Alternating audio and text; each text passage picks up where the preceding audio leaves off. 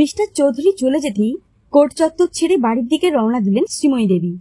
মনে আজ ভীষণ আনন্দ। ট্রাফিকে গাড়িটা বেশ কিছুক্ষণ আটকে আছে। মনে মনে বিরক্ত হচ্ছেন শ্রীময়ী। সারাদিন চোর ছ্যাঁচোর খুনি ডাকাত এদের সাথে দিন কাটিয়ে রোজই গতানুগতিক ভাবেই বাড়ি ফেরেন। এই সময় কিন্তু আজ একটা বড় মামলা হাতে পেয়েছেন অ্যাডভোকেট শ্রীময়ী সান্যাল।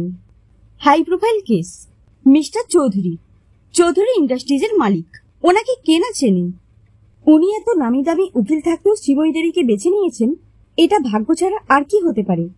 আর কনফার্ম করার সাথে সাথে এতগুলো টাকা এক কথায় অ্যাডভান্স চেক দিয়ে গেল। আর কিছুদিন হলো টাকাটার খুব প্রয়োজন ছিল। শ্রীময়ীর ছেলে বাবুর চাকরিটা হয়েই গেছে প্রায়, কিন্তু 3.5 লাখ টাকা জমা না দেওয়া পর্যন্ত ওরা কনফার্ম করবে না। শ্রীময়ীর স্বামী প্রদ্যোৎ বাবু পিএফ লোনের জন্য অনেকদিন থেকে চেষ্টা করছেন, কিন্তু ঠিক হয়ে উঠছে না। সামনেই রিটায়ারমেন্ট, তাই হয়তো। এছাড়া বাবুর ইঞ্জিনিয়ারিং এ ভর্তির সময়ও একটা লোন নেওয়া হয়েছিল, সেটা এখনো শোধ হয়নি।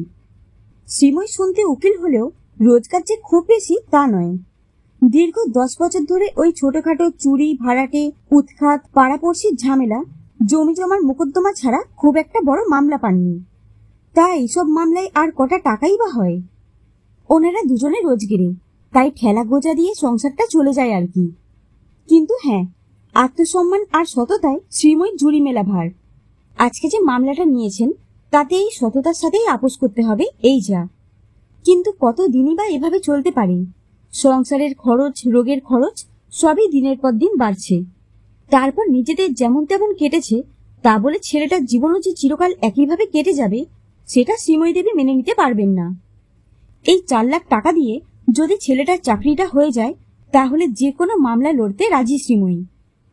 বাড়ি ফিরে প্রদ্যোৎ বাবুকে পুরোটা জানালেন, আর চেকটা ধরিয়ে দিয়ে বললেন, কালই বাবুকে পাঠিয়ে দিও, দেরি করো না।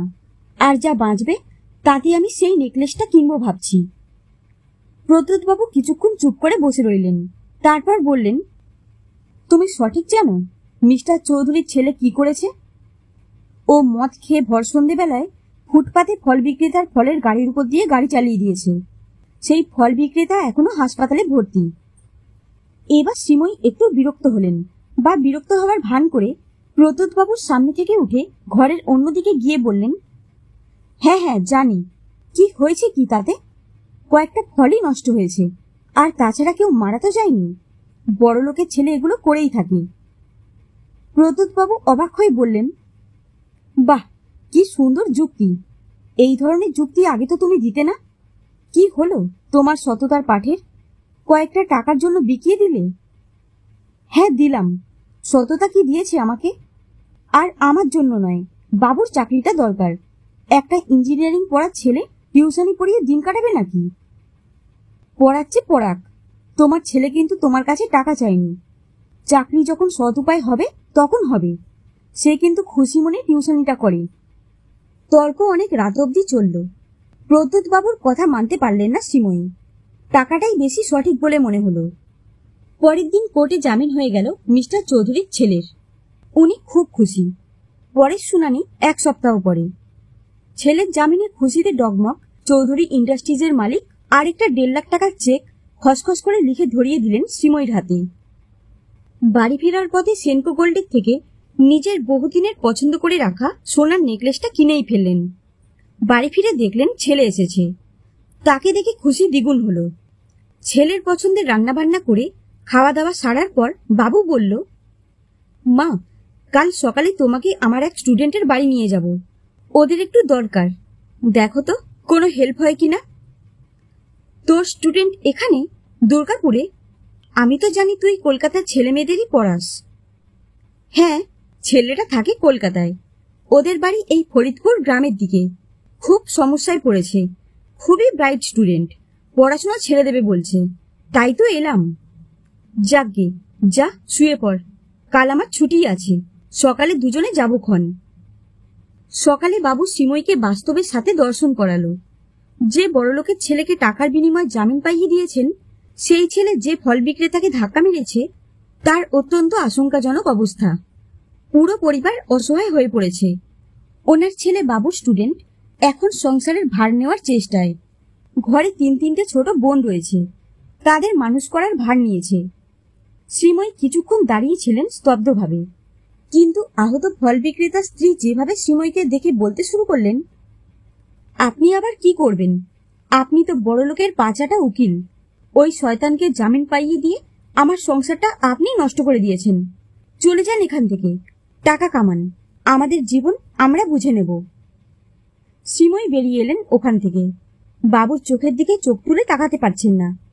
অদ্ভুত একটা কষ্টে বুকটাতে চাপা যন্ত্রণা উঠে আসছে।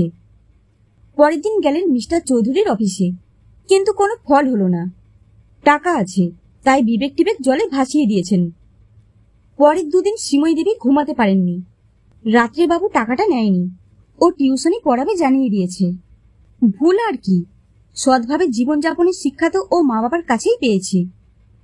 কোর্টে শুনানির আগের দিন সারা দিন ধরে ঘোরাঘুরি করলেন শ্রীময়ী।